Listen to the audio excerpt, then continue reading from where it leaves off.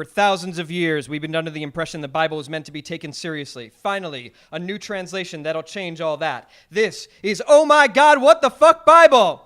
Reach out, touch faith.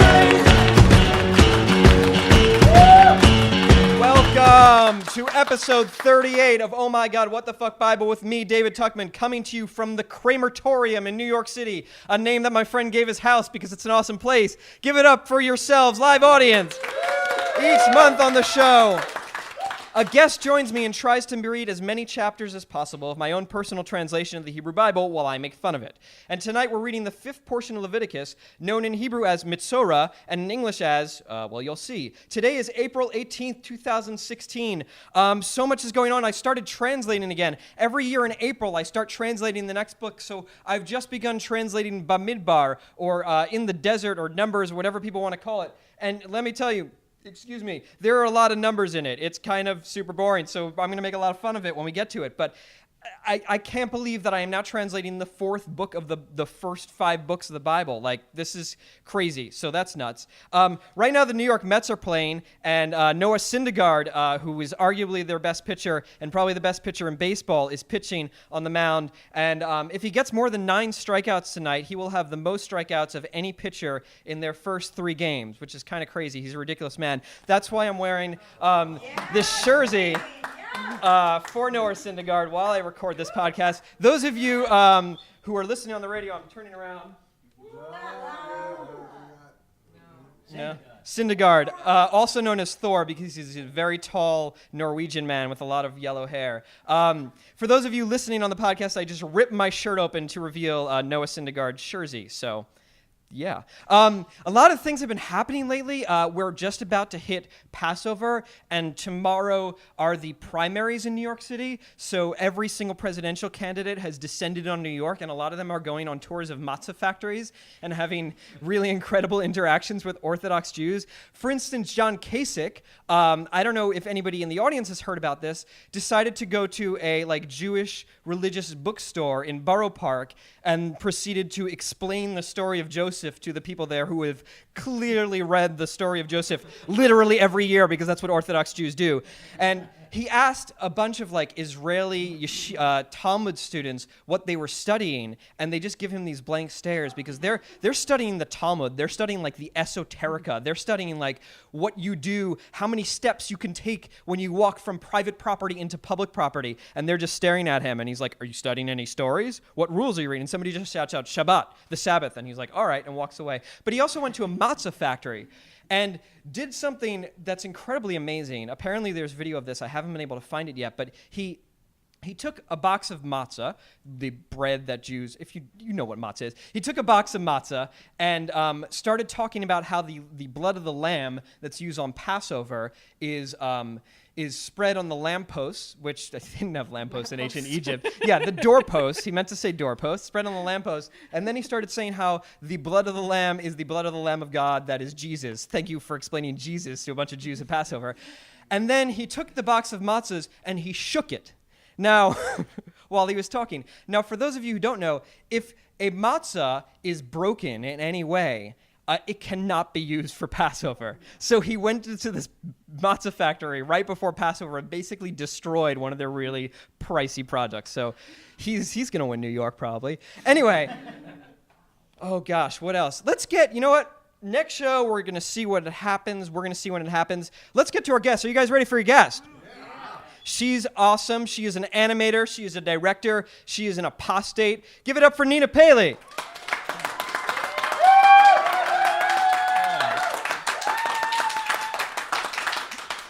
How are you doing, Nina? I'm doing well, thank you. That's great. I'm really glad to have you here. You had a really cool video that you told me is probably one of the most viewed things you've ever done. Yes. Or the most viewed things you've ever done. It's called This Land Is Mine. And it kind of pops up every couple of months or so whenever Israel does something not so nice to the Gaza Strip or the West Bank. Can you describe it a little bit? It goes way back in history to about before this book, I think. Yeah, well, it's actually a parody of the song Yeah. "This Land Is Mine," Yeah. which is based on a melody from the film Exodus. Mm-hmm. The lyrics were written by Pat Boone, and it was actually a Zionist anthem in the 60s. Mm-hmm. I didn't know any of this until I started doing research for my feature film, Sadomasochism, Yes. for which I watched Exodus, and then I learned all this stuff about the song and heard it for the first time, and I was like, oh my, like they have to be kidding. Like, who would actually believe this? A lot of people. Yeah. So I just interpreted it the way, like, of course, everybody goes to the land and says, this land is mine. Right, I God love it. gave It's this just land to me. like over time, over generations, every few years, just every single ethnicity and tribe killing each other over the land. This land is, and then the kicker at the end of it is the true owner of the land. Oh, shh, don't give it away. Okay, I'm sorry. Watch it and you'll find out. It's the true owner of a lot of things. But I really like, you gave me this card as you walked in, and we have a bunch of them here. This is a Jew card, and it's got room for a name and a signature. Hold up your Jew cards if you got one here. Yeah, everybody get a Jew card. What is a Jew card?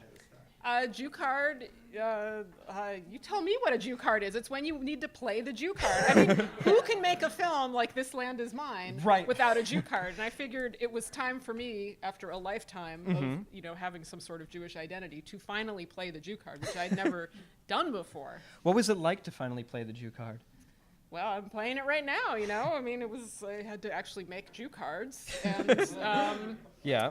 I mean, we'll see. We'll see as time goes on and as the film is done. I mean, a lot of people have seen This Land Is Mine.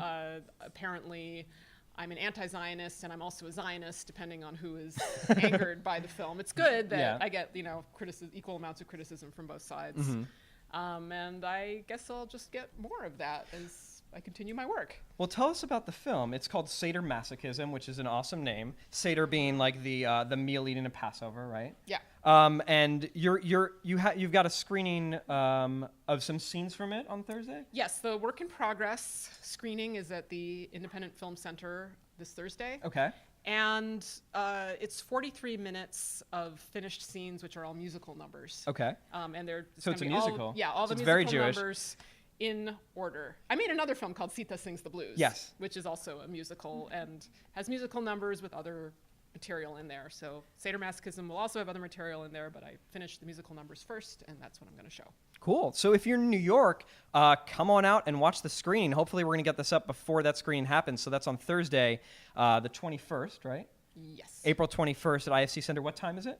7:30. 7:30, so get over there. Is there a cost for this? Yeah, actually, I think you have to get tickets in advance. I don't know if IFC is going to be doing it at the door. If you go to ninapaley.com. Okay. There's So those of you on Periscope right now or in the audience here, go get your tickets right now. It's going to be really cool, especially if you like This Land Is Mine, because it's going to be a lot more of that. But I wanted to talk a little bit about your background. What kind of religious upbringing did you have, if any at all? Or what kind of upbringing did you have in terms of faith? Okay. I grew up in central Illinois. Okay. And I was told I was Jewish. And actually, at one point, I said to my parents, we don't believe in God because we're Jewish.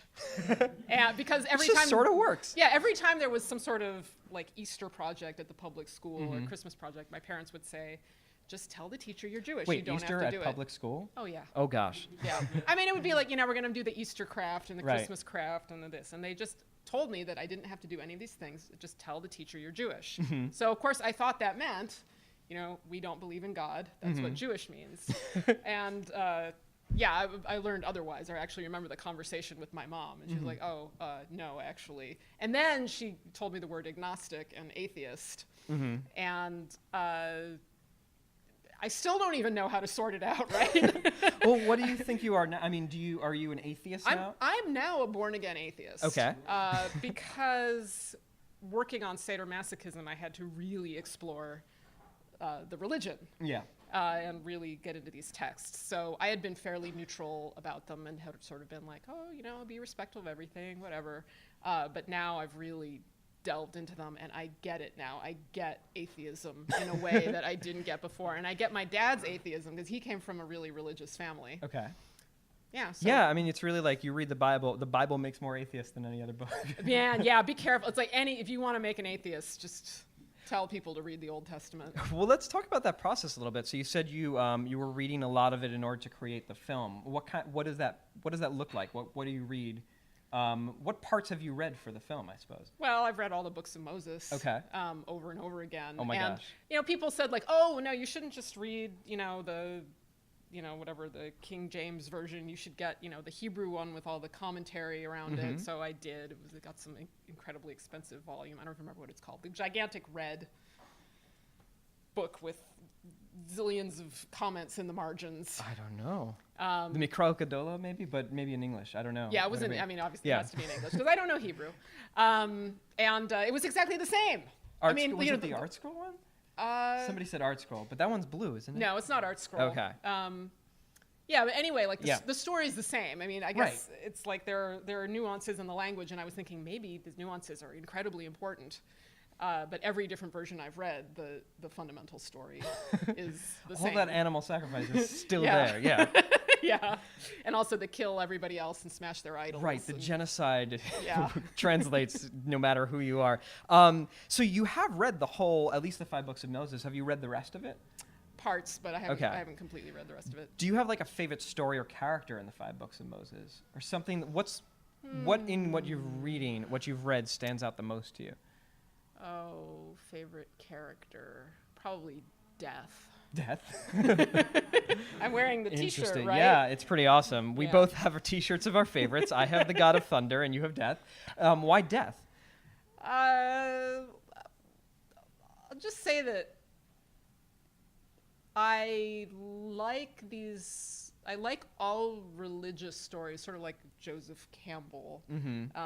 They're ways of grappling with big things like death. Yes. And whether or not they make sense, they'll have some... Oh, I don't know. I mean, death is sort of the hero, right? In a way, death is kind of lurking behind everything. Death always wins everything. Yeah, especially in the Exodus. Yeah. Yeah. Yeah, I mean, death wins no matter what. You do something wrong, and you got to offer a sacrifice. Death is just deep in there all the time. So you said you're an atheist, I suppose. So do you believe in God?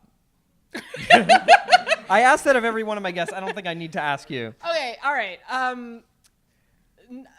mean, I would say no, according to the way what that question means for most people. Okay. Like, no, I don't believe, in... But obviously, the concept, I believe in religions, right? They're all over the place. Yes, God exists as a concept. Yes. Yeah.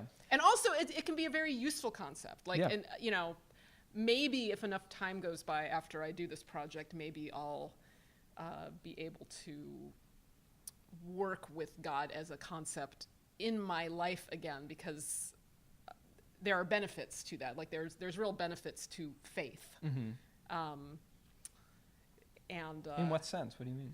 Oh, like just a sense of security in the world. Yeah. We're very social creatures, and we need to be loved. And if you have faith that something great loves you all the time, you're just like a happier person. Yeah. So it sounds like God is kind of a tool for you in a way. Well, like I'm not really able to do that right now. Okay. Not while you're reading the stories. That, like, the books of Moses have sort of taken that from me. Yeah, they tend to do that. Speaking of, are you guys ready to read the Bible? Let's get right into it. Yeah. Oh, boy.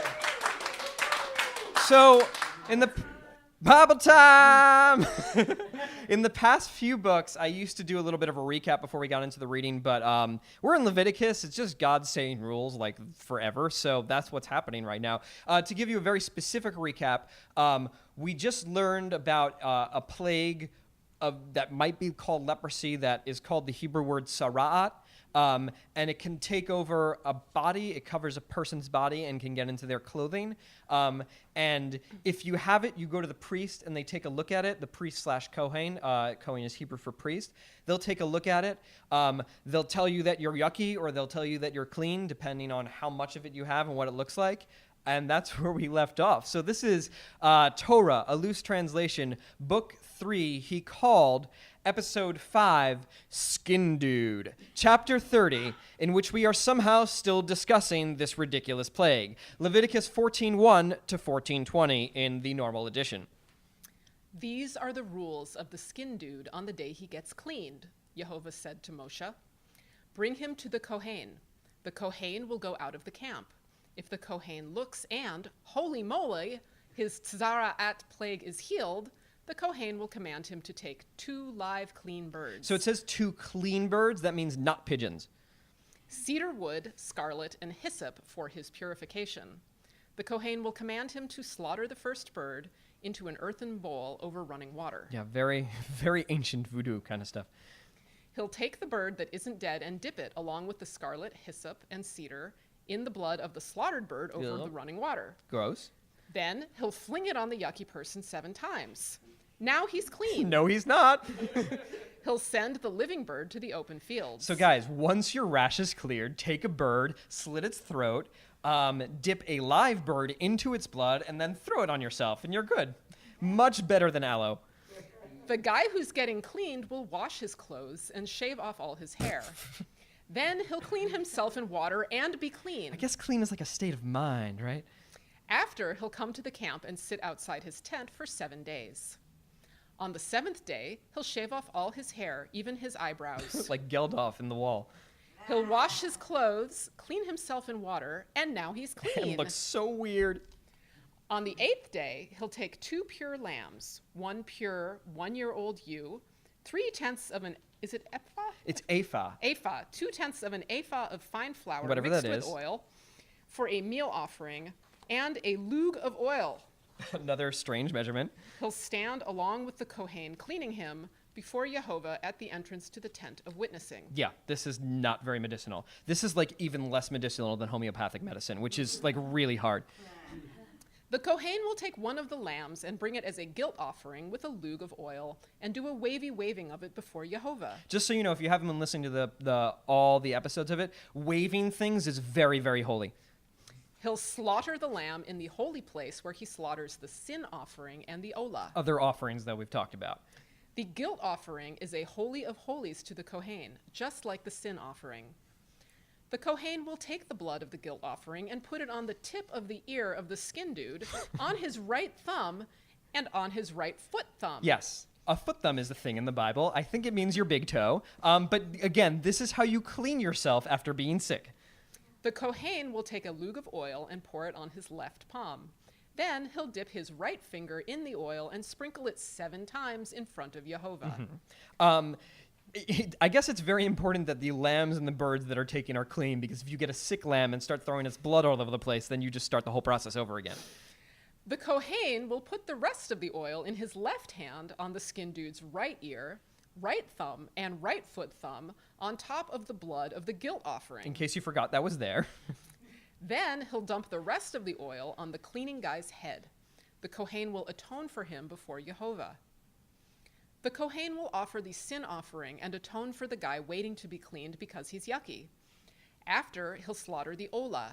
The Kohen will raise up the olah and the meal offering on the altar, atone for him, and he'll be clean. That's chapter 31. Very useful information for your everyday life. Let's move on to chapter 32, in which we discuss discount offerings the skin disease guy can bring. Leviticus 14:21 to 14:32. If the guy is too poor to get anything, It's interesting that healthcare plans had payment plans back then, even. If you're too poor, you can take a lesser bit of. he can take 1 lamb for the guilt offering and the waving. Because lambs are free.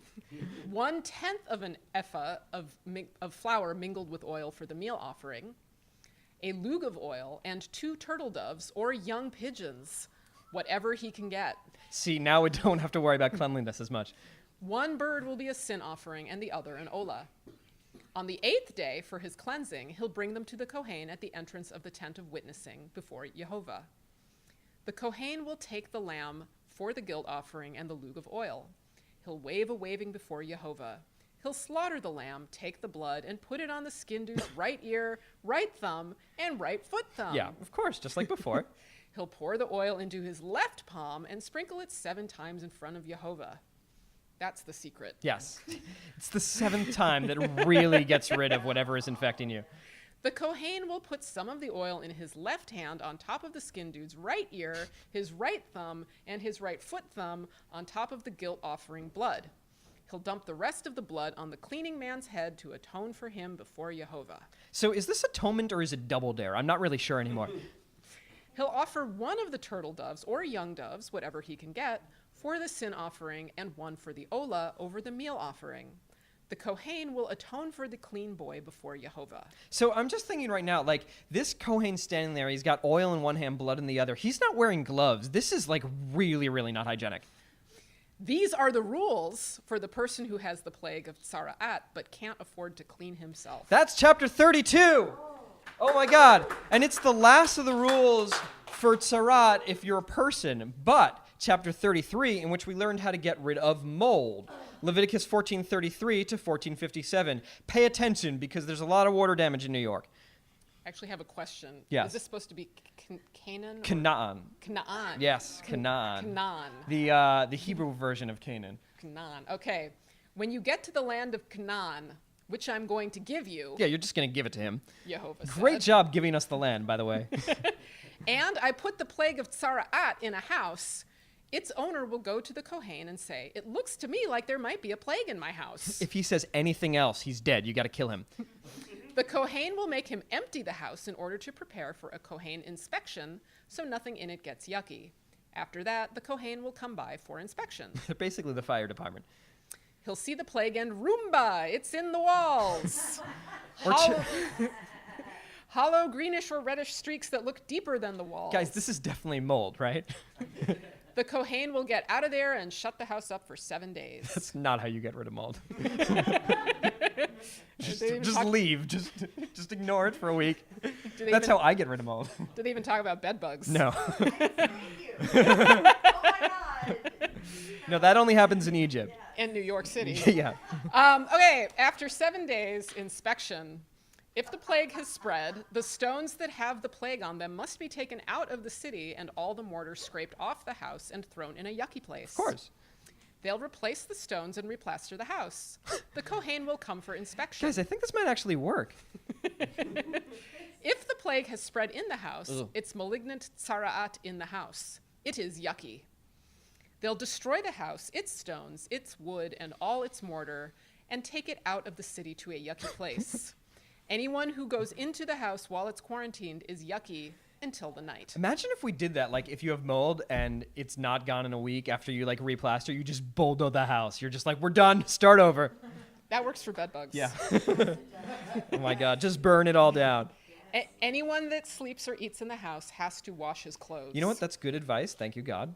If it were bed bugs, you have to like heat them up. Yeah, you have to put them in a dryer Yeah. and burn all your books. But if the Kohen comes to inspect and the plague hasn't spread in the house after it's been plastered, the Kohen will declare it clean. The plague has healed. He'll take 2 birds, cedar, scarlet, and hyssop for the house sin. He'll slaughter one of the The birds. house has sinned, by the way. He'll slaughter one of the birds in an earthen bowl over running water. He'll take the cedar, hyssop, scarlet, and the living bird, dip them in the blood of the slaughtered bird and the running water, and sprinkle them on the house 7 times. They just replastered. Come on. He'll sinify. So clean has the same root as the word for sin, which is very interesting. It comes from the word for chet, which is like to do something wrong, to miss the mark. He'll sinify the house with the blood of the bird, the running water, the living bird, the cedar, the hyssop, and the scarlet. He'll send the living bird outside to the open field. He'll atone for the house, and it will be clean. Those were the rules for all kinds of tzara'at, the skull in clothing in a house, a rising, a scab, a bright spot to show when it's clean and when it's yucky. Those are the rules of tzara'at. And what lovely rules they were. Thank you. That's chapter 33. Yeah. Guys, it's about to get like pretty crazy and awesome. Get ready for chapter 34, in which there are some pretty gross rules. Leviticus 15:1 to 15:15. Take it away. Speak to the sons of Yisrael, Jehovah said to Moshe and Aaron, and tell them that when a man has something leaking out of his dick, that's yucky. Whether his yucky leak is just like coming out of his dick or it's plugged things up, he's yucky. Yeah. Yeah. This Any- is the Bible. This is the Bible.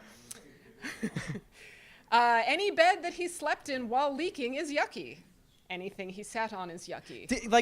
They needed God to tell them this. Anyone who touches his bed must wash his clothes and bathe himself. He's yucky until the night. Yeah. Well, he bathes himself, so he's good. It goes away after he takes a nap. Anyone who sits on anything the yucky guy sat on must wash his clothes and take a bath. He's yucky until the night. Agreed. I think he's yucky beyond the night, personally. But anyone who touched his leaky dick must wash his clothes and take a bath. He's yucky until the night. Mm-hmm. And probably much longer. Yes. If the yucky man spits upon a clean person, the clean person has to wash his clothes and take a bath. Also, like, if anyone spits on you, you should clean yourself. He's yucky until the night. Anyone who rides on something ridden by the yucky man is yucky. Anyone who touches anything that was under him Like his naughty bits. is yucky until the night. If he's carried those things, he must wash his clothes and take a bath. He's yucky until the night. Anyone touched by the yucky man... You know, my favorite Pearl Jam song is Touched by a Yucky Man. Touched by a yucky man. I was thinking, oh, what a yucky man he was. Okay, anyone touched by the yucky man before he's rinsed his hands in water must wash his clothes, take a bath, and be yucky until the night. When the leaky man cleans off his leak, he must count 7 days until he's clean, wash his clothes, take a bath in running water, and be clean. On the 8th day, he must bring 2 turtle doves or young doves, come before Jehovah at the entrance to the tent of witnessing, and give them to the Kohen. The Kohen will take them, one for a sin offering and one for an olah, and atone for him before Jehovah for his yucky penis. That's chapter 34. Lovely, lovely, lovely. My favorite part in that so far is that if you touch this gross, disgusting man, you are just yucky until the night. But he has to take a whole week in order to get over whatever the hell is going on. Yeah. I like that he doesn't have to go to the priest or the doctor. No, you just kind of deal with whatever's happening. He'll be fine. Yeah. It's the women that are Yeah. really disgusting. But what's interesting is that, well, let's go into this next chapter. This is chapter 35, in which we learn some rules about jizz. Leviticus 15:16 to 15:18.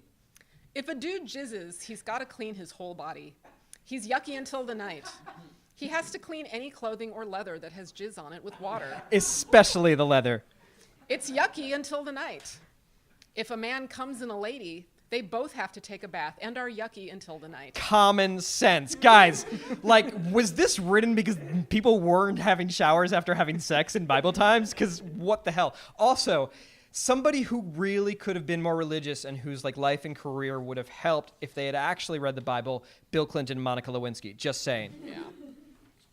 That's chapter 35. Chapter 36, in which we learn about periods. Leviticus 15:19 to 15:24. I just want to preface with, if you thought a leaky dick Yeah. was bad, this is much worse. Oh boy. If a lady has a bloody leak, she's in her impurity for 7 days, and anyone who touches her is yucky until the night. Anything she lies on in her impurity is yucky. Anything she sits on is also yucky. Anyone who touches her bed must wash their clothes and take a bath, and they're yucky until the night. Anyone who touches anything she sits on must wash their clothes, take a bath, and be yucky until the night. If he's on the bed or the chair she sat on, he's yucky until the night. If a man bones her, he's yucky for 7 days, and any bed he lies in becomes yucky. That's chapter 36, period laws. Chapter 37, in which there are more rules about lady blood. And this is it. This is the last chapter in this weird episode in the Bible. Leviticus 15:25 to 15:33. If a lady has blood coming out for a whole lot of days when it's not her period, or it keeps going after her period ends, she remains yucky as long as it's coming out. Any bed she lies in during her leaky days, it's her period bed. Anything she sits on is yucky, like the yuckiness of her period. Anyone who touches them becomes yucky. They have to clean their clothes and take a bath and are yucky until the night. Guys, there are 2 verses about homosexuality in the Bible. Oh my God. Once her leak stops, she counts 7 days and becomes clean. On the 8th day, she takes 2 turtle doves or young doves Ladies. and brings them to the Kohen at the entrance of the tent of witnessing. The Kohen will make them for a sin offering and an olah. He'll atone for her before Jehovah for her yucky leak. Atone. Okay. You'll separate the sons of Yisrael by their yuckiness so they don't die by making my sanctuary yucky. Take baths. These are the rules of the leaks and the guy who jizzes and how they become yucky. Also the lady who gets sick with her period, the leaky man or women, and the man who bones down with a lady who's got yucky stuff going on. That's chapter 37. That's episode 5 of Leviticus. What the fuck, Leviticus? Let's hear it for Nina.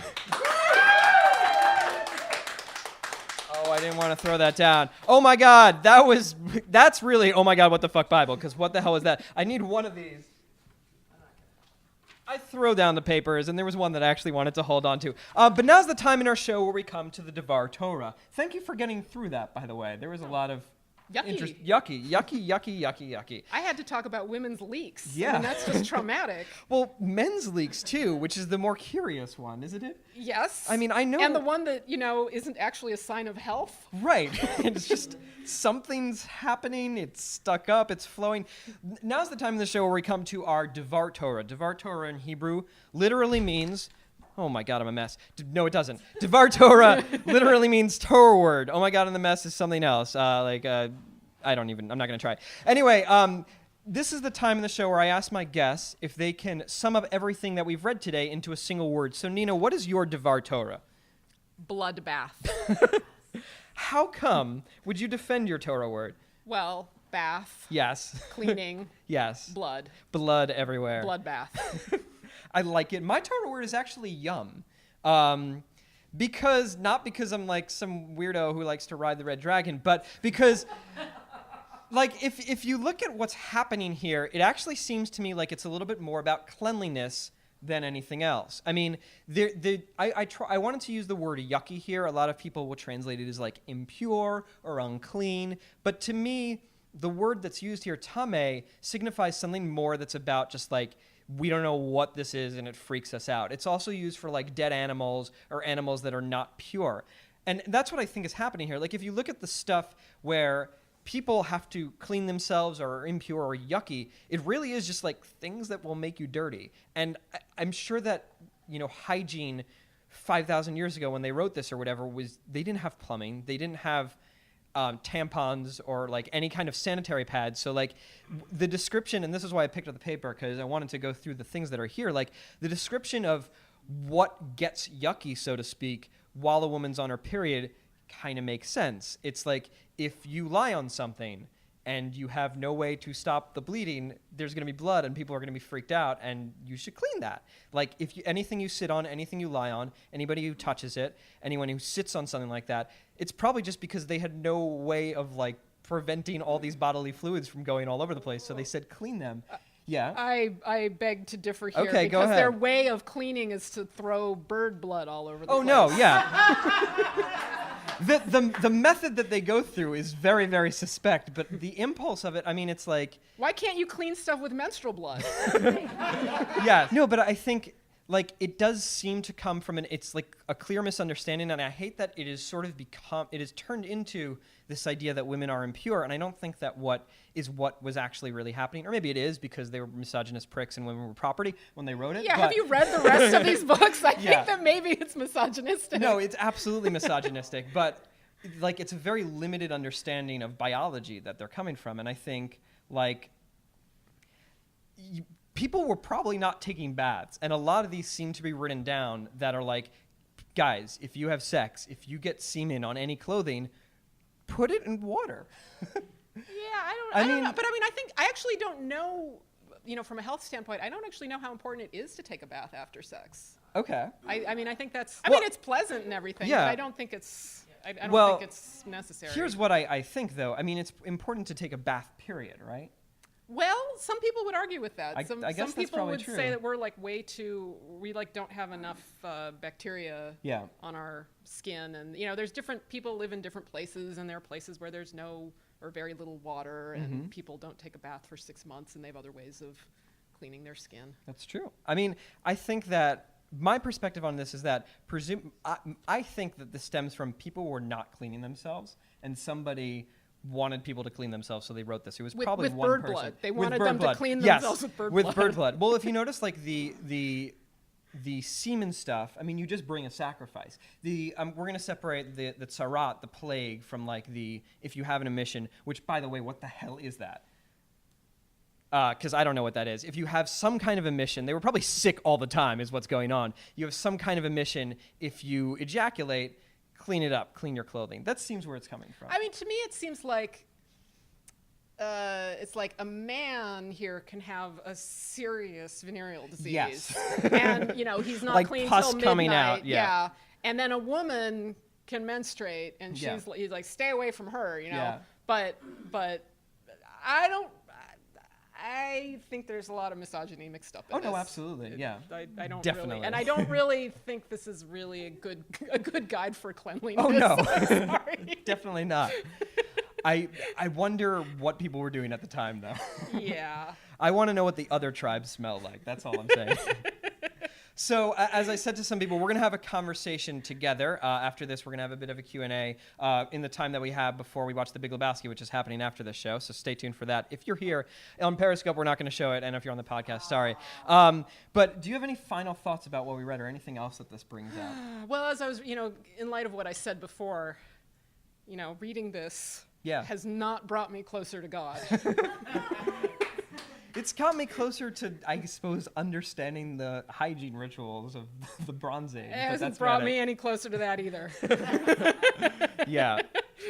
It's an interesting collection of rules, and I really have to wonder why this is here. Yeah, you do. I don't know.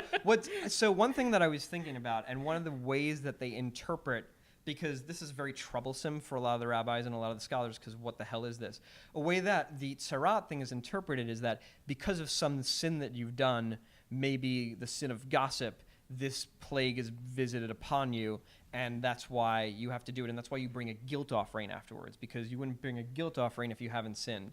But that's a whole lot of extra interpretation. It's really unclear what the hell is going on here. Speaking of that, Yeah. if I may have a moment, I've been thinking about the way just you sort of one interprets away all the weird, horrible stuff. And I was... Well, they've been doing it for thousands of years. They a lot of have, time. and really, you could do that with anything. Absolutely, You could interpret away anything, including... People are doing that with Batman versus Superman. You could interpret away Mein Kampf. I mean, Yeah, you could have a exactly. religion based on Mein Kampf and Yeah. just be like, the purity of blood is like the purity of your mind and your thoughts. And Right, like it's making not it real, people. somehow making it innocuous and interpreting away the horrible stuff that's still there. Yeah. Yeah. I mean, that's what we're doing. We make the Bible whatever it is we want to make it, and that's what people have been doing for a very long time. Yeah. And let's make it something different. Let's make it nicer. I think. I don't know. I like it. I just like it the way it is. I guess so. Let's actually read it, though. Yeah. Oh, yeah. No, Yeah. reading it is great. Yeah. That's it for the show, I guess. Do you have anything you want to plug? You have your screening coming up real soon. Yep. Are you doing it in any other cities? No. This Okay. was just, I did it in Champaign, Illinois, where I Okay. live now, and here, and then I got to finish the film. It's Okay, going to cool. be 2 more years for me to finish the film. How can people reach out to you online? Well, they can go to ninapaley.com, my website. Awesome. I'm on Facebook.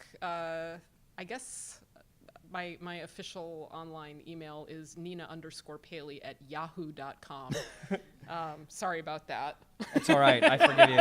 I have one for my fantasy football account, so Yahoo lives on. Cool. You can find Oh My God, What the Fuck Bible on Facebook, on Twitter, on Tumblr for some reason, on Instagram, our website. Reach out to me. I respond a lot for some reason. And then people at me when they get into arguments with Facebook or with atheists, and I for days have a million notifications that I really don't want to deal with. So send me nice things to kind of balance that out. You can check us out on Periscope, which I'm doing right now, apparently. I hope it works. It looks like there might be 0 people watching. So what's up, everybody? Listen, there were some at some point. Listen on Stitcher, iTunes, any podcast app. Please share the show. If you liked it, please rate and review us on iTunes. It really, really helps. As always, or not as always, I want to thank BJ Kramer for hosting us today. Thank you, BJ.